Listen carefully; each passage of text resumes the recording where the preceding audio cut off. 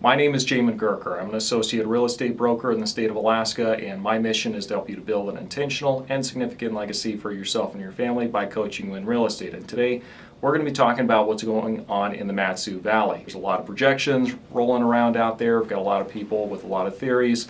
We're going to be talking about just what the data is and what the projections are moving forward. Before we get started though, do make sure you give this video a like, subscribe, do all that good stuff that makes the algorithm happy, and let's go ahead and jump into today's market update, looking first at the residential market. Now, first thing we see on the residential side is this time last year there was about 520 properties that were available on the market. Now we're seeing about 430. So you do see a pretty sizable decrease in the number of properties that are available, which sounds like a big decrease until we start looking at the number of properties that were on the market in years past. Because prior to 2019, usually we'd see about 850 or so.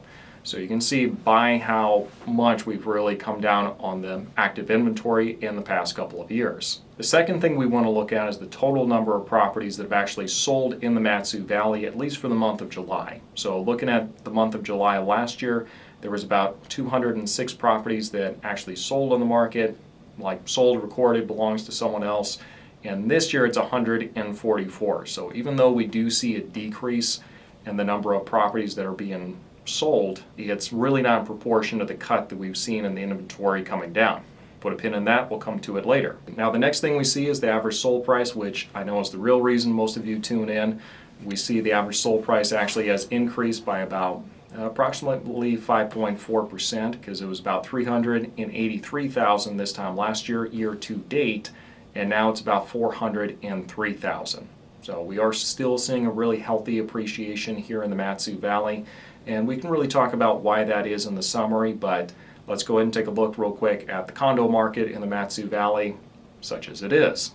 Now, I've said this 100 times before, but the condo market is really not the hot commodity in the MatSu Valley, because most people don't move to the MatSu Valley to go live in condos. They really move out there for privacy, more freedoms, and be able to have a large, at least 1 acre parcel where they can do whatever they want with it.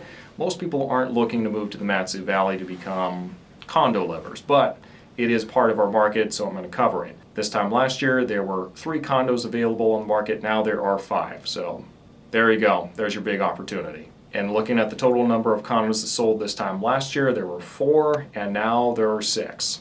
Now, last but not least, we see the average sold price for all the condos here in the MatSu Valley actually took a pretty big dip from about $268,000 to about $210,000 this year. And that is, for those of you who are keeping score, that is approximately a 22% drop in the average sold price for condos in the MatSu Valley.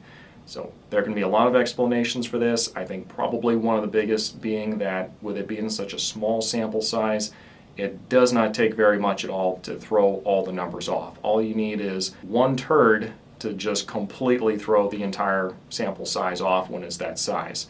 So I suspect that we're still seeing probably an appreciation, maybe a little bit of depreciation. I'm not expecting to see a 22% drop across the entire board for condos. If you could get about $200,000 for it last year, I would expect you could still probably get about $200,000 this year. Let's go and take a break real quick here. This is usually part of the market update where I let you know that we have a podcast called the Alaskan Journey Podcast, which that's still something you should go check out, but we're actually starting something brand new in which we are encouraging you, if you've recently moved up here to Alaska or about to move up here, that you go check out our Facebook group on the monthly Alaska meetup. And that's going to be, a link for that is going to be in the description section down below. And what we do is we just, once a month, we go and do some kind of a really easy meetup. It's like a hike or a bonfire that we're doing this month.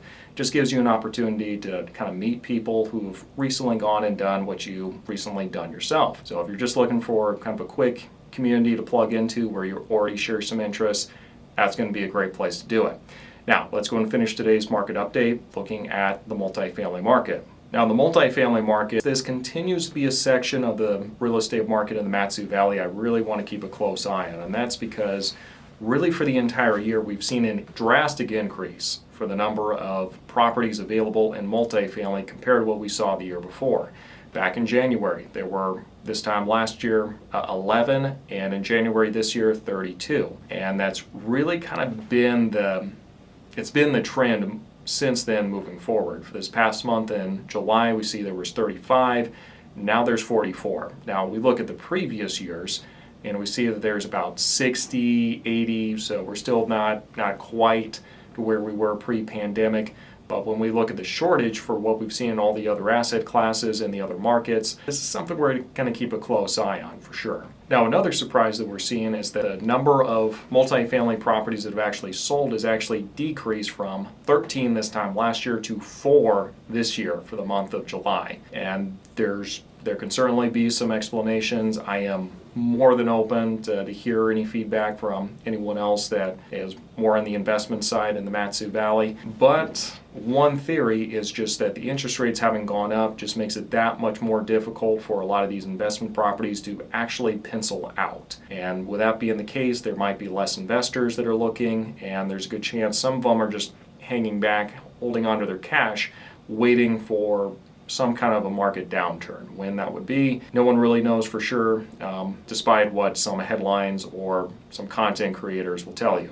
So that's one theory. I'm open to more theories in the comment section down below though. Now, let's talk about the average sold price. We would expect that with the increase of inventory comparatively to the year before and seeing the decrease in the number of properties that are actually selling, we would actually see a significant drop in the average sold price because that would make it seem like there's less demand. But we see the opposite is actually true, because the average sold price went from about $494,000 this time last year to about $556,000 this year. So that's approximately a 13% increase for the average sold price for multifamily. Now, before we get too excited, if you're a landlord and you think your property's just gone up by over 10%, I suspect kind of the same thing with condos, with it being a smaller sample size. You only need one diamond in the rough to really throw all the numbers really off at that point. Another thing to keep in mind, multifamily includes everything from the little duplex all the way up to the enormous multifamily property that's like millions of dollars. So you can see why having a smaller sample size, you can really start getting a really inaccurate picture for what's going on in the multifamily market. I would still expect to see an increase for the appraised value for a lot of these properties, or the market value for a lot of these properties at the moment. And the reason for that is we are in a time of inflation, rents go up, which these are investment properties, like numbers are the only thing that matters, and that means that the market value for these properties go up as well. So that's what we're seeing as far as the multifamily market. Now let's give you a quick summary. If you're a seller, still remains a pretty strong market for you to be in. Not as good as what it was a couple of years ago, but still pretty strong because there's just not a whole lot of inventory available out there. And the reason for that is because just about everybody refinanced their homes when the interest rates were about 2 or 3%. And realistically, if you're a homeowner right now, you better have a pretty good reason for wanting to move at this point and go buy some property at like 6.5%, 7%. The motivation to better be pretty high, and most people are deciding I'm just going to hang on to this because the interest rates was pretty good when I had this property refinanced just a little bit ago. And it's really that lack of inventory that's really driving the prices up, because kind of basic laws of supply and demand really do come into play here, and that's really the reason that we're seeing the average sold price continuing to go up and up and up, just flying in the face of all the projections of increasing interest rates having the exact opposite effect, because the thought initially was that was going to be a force to drive down prices, and that's just not been the reality. If you're a buyer, what I'm telling everyone right now is if it makes sense for you to jump in just in the time of life that you're in and you can financially handle it, I would still prefer to jump in right at the moment than to try to wait and just see what happens. And the reason why is because if interest rates suddenly come down, it's unlikely they're ever going to come down to the rate that they were before, where it's low enough to entice sellers to be willing to let go of their interest rate that they have in order to go find something else. So the inventory is probably for like at least 4 or 5 years going to remain that low. Okay, it's probably going to take us a while to actually cycle through a lot of those. And when the interest rates come down, though, that's going to drastically increase your level of competition with other buyers. So if you're trying to just get in and just trying to make it as affordable as possible, now is probably going to be the best time to do it. Obviously, no one's got a crystal ball, but just using some theories of supply and demand and what we've seen in the market recently, that would be my recommendation. If you're an investor, let me know what insights you have. I am definitely curious as to what's going on with the multifamily market here in the MatSu Valley. Well, this has been your market update for the MatSu Valley. Thank you very much for watching. If you have questions or concerns, feel free to reach out or drop those in the comments section down below.